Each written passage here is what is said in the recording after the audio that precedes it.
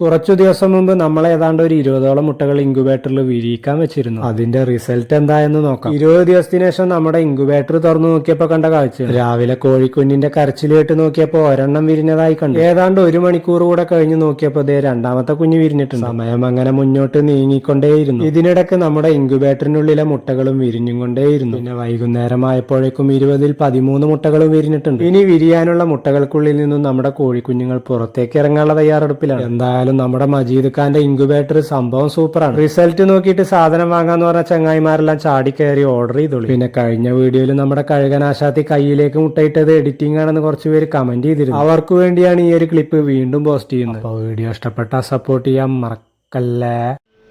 ഒന്ന് വീഡിയോ എടുക്കാൻ വിചാരിച്ചേ, സമയം കിട്ടില്ല.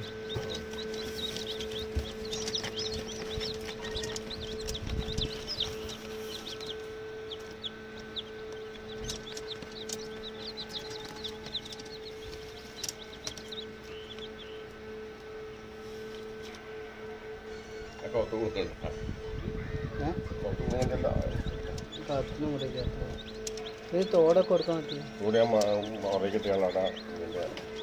മുളമാരുണ്ട്